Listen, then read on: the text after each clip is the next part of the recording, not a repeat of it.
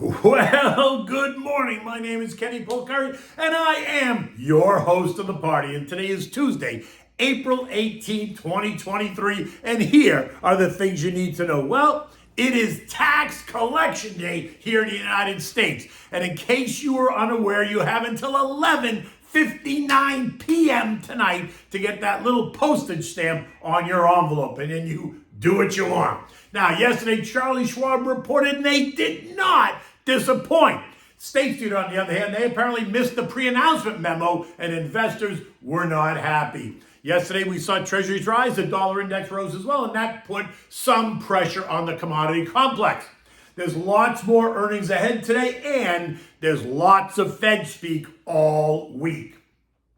And what do we have for dinner tonight? Well, we're going to have the Veal Scallopine and a mushroom white wine cream sauce. Oh my God, so delicious and not that difficult to make. Okay, so look, let's start with this. Stocks resumed their move up, although not significantly, but they did end the day higher. But by the end of the day at 4 o'clock, the Dow had added 100 points or 0.3%. The S&P gained 14 points or 0.3%. The Nasdaq gained 35 points, 0.3%.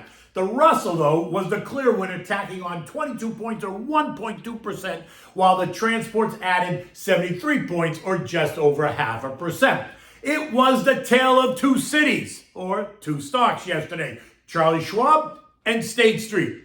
Now, as the clock ticked, so many investors and traders and algos were waiting to hear what Charlie was going to say, right?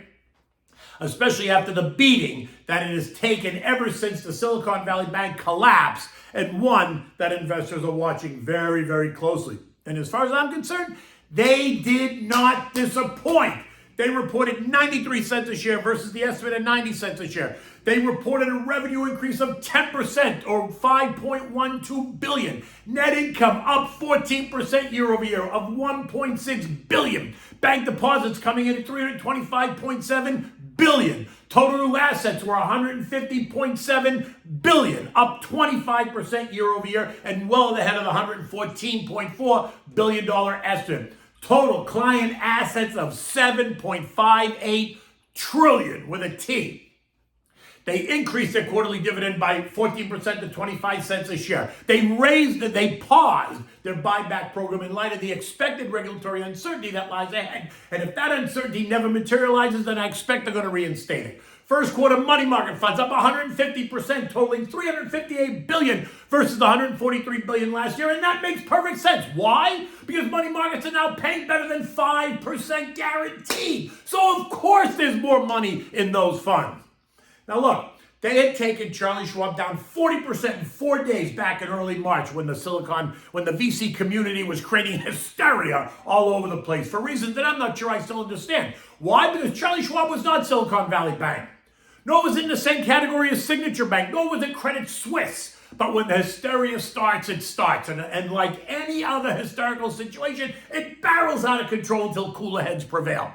The money center banks rising while regional banks get smashed, right? The KRE, which is the S&P Regional Bank ETF, fell 33% during the same period and has yet to fully recover as investors await those earnings, which should start any day now. But let's get back to Charlie. My sense is that now that they reported and revealed the latest corporate data, that investors will see this as a huge opportunity. The stock initially sold off yesterday, driven by the algos. But when investors digested the news, sellers turned to buyers and boom, up we went, taking the stock up 4% to end the day at 52.80.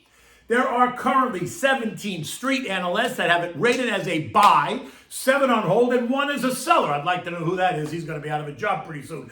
Median target price by the end of the year is $66.75, and that's up 28% over last night's close. So keep your eyes on this one. They served this to you on a silver platter.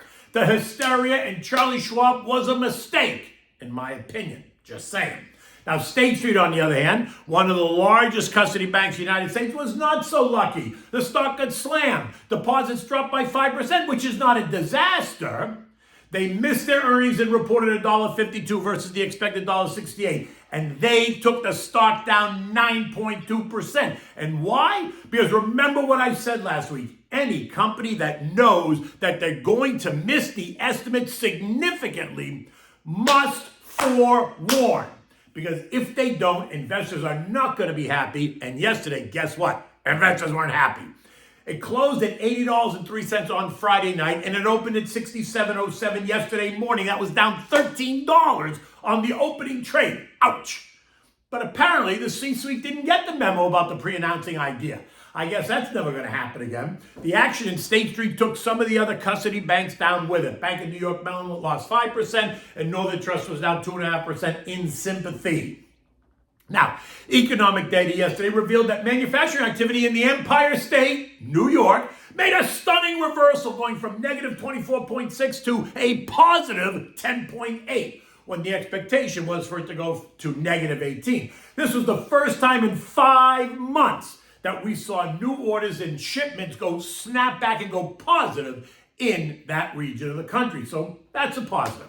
The move up in stocks, though, was muted by comments from Richmond Fed President Tommy Barkin, who said he wants to see more evidence that the U.S. inflation rate is in fact making its way towards 2% before he is convinced that the Fed should pause. And that mimics what we heard last week from, Fed Governor Chris Waller, as well as some of his other colleagues. So nothing really new there, but it did provide some headwind. Treasury yields moved up on all the action yesterday. The 2-year rose 9 basis points, ending the day yielding 4.19%. The 10-year rose 8 basis points, ending the day yielding 3.59%. Right? The move up in rates sent the dollar higher, and that continued to put some pressure on the commodity complex. Think oil and gold, right? The two commodities that we always talk about. Now, oil yesterday fell by nearly 2% to end the day at $80.95. Gold fell 0.4% or $8 to end the day at $2,007 an ounce. All this as the dollar index rose by 0.5% to end the day at 102.09, up from 100.77 only days ago. Now, if the dollar continues to recover, then we should expect to see some ongoing pressure on commodities. But if the Fed pauses after the May hike, then we could see the dollar retreat again, and that will give strength to the commodity complex. So just sit tight. My sense is that is what we are going to see. So look for oil to find support at 80 and remain in the 80-90 trading range, and for gold to find support at 2,000 and remain in the $2,100 trading range. Eco data today includes housing starts, expected to be down 3.5%, and building permits down 6.5%. But we're entering the spring building and buying season, so we could get a surprise to the upside. We could, just saying. Earnings today include big names: Bank of America, Johnson & Johnson, and they just crushed it. That stock's trading up 1.25. Goldman, Bank of New York, Lockheed Martin, and Goldman Sachs, all before the bell. After the bell, look for Netflix, Interactive Brokers, United Airlines, and Western Alliance. U.S. futures this morning are up. Dow futures up 75, the S&P's up 14, Nasdaq up 86, and the Russell up 5. Expect to hear all about Apple. They launched their first store ever in India. They launched it in Mumbai, and today, by all accounts, it is a blockbuster. Lines are down the street and around the corner.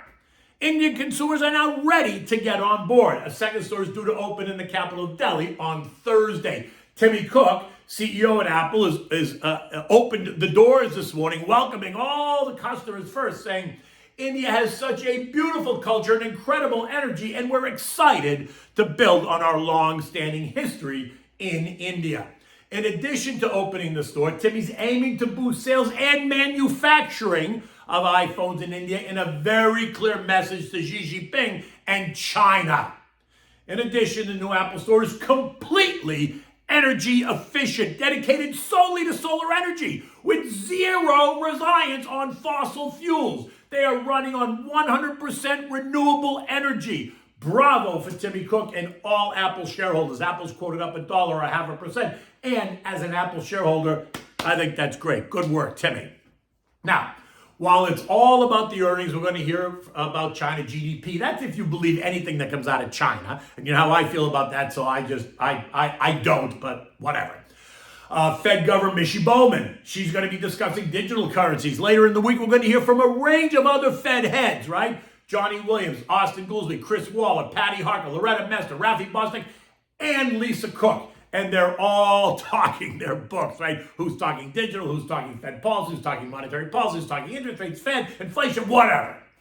European markets this morning are up between 0.25% with the UK and up 0.7% Italy, the mother country. Everyone else is kind of somewhere in between. UK job figures showed rising unemployment, while the number of people classified as economically inactive came in at 21.1%. That was a little bit higher. Now that's a first. Up to this point, I'm not sure we have a data point now for economically inactive. That must be the woke way of saying people that are not interested in working, nor are you even looking for a job. Being laid off, you have to suggest that you were working, right? I think that's what it suggests anyway. In any event, the S&P closed at 4151, up 14 points. Earnings are getting off to a good start, but it's still early days. You got 3.5 weeks to go, so sit tight. Like I said yesterday, the big money center banks have performed well. It's going to be the regionals that potentially present a problem in the banking sector, but let's remain hopeful on that. In any event, it might prove to be a boom for the big investment banks' M&A divisions, right? Mergers and acquisitions, because I think there's going to be a bunch of maybe smaller regional banks that get scooped up in all this mess. Now, we know that year-over-year earnings for the S&P are expected to be lower by about 5% or so. So let's just see how this turns out in the weeks ahead. For now, if you're a day trader, get ready for the action. And if you're a long-term investor, remember what I say, get ready to add your holdings on any weakness. I think, again, that we could test kind of the 3,800 area during this earnings season if we get some significant misses or worsening inflationary data points, right? And that would represent about an 8% decline from where we are. Although this morning, JP Morgan's Marko Kolanovic thinks it could be worse, maybe 15%. And that would mean the S&P 3,500, 3,525-ish. He's also poo-pooing the recent rally in tech, saying that it's overdone. I guess he's talking JP Morgan's trading desk, right? Because they must be short tech, hoping that it goes lower. Either way, it's an exciting time. We remain at a crossroads. Stick to your plan. If you're nervous, remember, put some money into short duration T-bills or money markets at Charlie Schwab. Certainly, Charlie Schwab has seen a lot of money go into the money markets, and that is because maybe either some people are nervous or they want to lock in a 5% rate to kind of stabilize their portfolio. In any event, not necessarily a bad idea, but it also depends on who you are, where you are in the life cycle, and where you are in the risk scale. Okay, so what do we have for dinner tonight? We have Veal Scallopine and a white wine mushroom cream sauce. It is delicious and not so difficult to make. So for this, you're going to need 3 ounces of dried porcini mushrooms, a pound of fresh mushrooms, a half a stick of butter, maybe more, dried sage leaves, finely chopped, 6 veal scallopinis, 3/4 cup of white wine, you need Pinot Grigio Santa Margherita, you need chopped Italian parsley, and you need a half a cup of heavy cream. You want to start by soaking the dried porcinis in 1 cup of warm water for about a half an hour. Once it's soaked, remove it with a slotted spoon. Next, line a strainer with a paper towel and strain the soaking water into a bowl and set it aside because you're going to use it in a little bit. Rinse the porcinis under cold water, remove any of the grit if there's any, and then just large chop them, set them aside. Next, cut the fresh mushrooms into thin slices, set those aside. Season the veal scallopinis with salt and pepper on both sides, set those aside. Now, in a big saute pan, you're going to add the butter and the sage and a splash of olive oil. Put it on medium to medium-high. Then you're going to add, let it saute for a minute, get it nice, get it hot. Then you're going to add the veal scallopinis, but don't crowd the pan, right? You want to brown it on one side, then flip it over, brown it on the other. You should probably cook it for 3 or 4 minutes.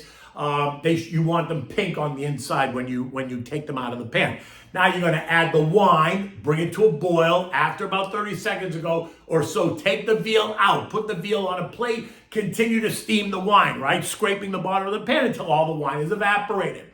Now add back the mushroom water. Then add the porcinis to the pan, stirring, allowing all of the liquid to evaporate. Now add the fresh mushrooms and the chopped parsley. Season it with salt and pepper. Turn the heat to low and cover the pan, right? The fresh mushrooms are going to make their own juice.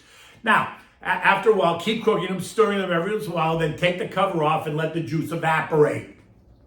Now add back a splash of white wine, just a splash, and then add in the heavy cream. Stir it until it becomes a little bit thicker. It might be 3 or 4 minutes. Now you're going to add the veal back to the pan, leaving it in there long enough just to reheat, turning it once or twice to make sure that it's heated all over. Now you want to, when it's done, you want to present this on a warm plate Serve this dish with a steamed asparagus, maybe seasoned with salt and pepper and a dab of butter. Prepare a salad of arugula, Boston Bib, and maybe some spinach. Add red onions, cucumbers, sliced tomatoes. Season it with salt and pepper, dried oregano, a squirt of fresh lemon juice, and a little splash of olive oil, right? Mix it up nice, don't overpower it. You can serve this with a nice Merlot, right? It's a medium-bodied red. It's not too heavy, but it works perfectly with this meal. And look at that. It's a beautiful day here in Florida. Yesterday it was stormy. It was crazy. Hail coming down in big golf ball size pieces. It was unbelievable. But today, the sun is out. It looks sunny. The sky is blue. So let's hope the same for the markets. Until tomorrow, take good care.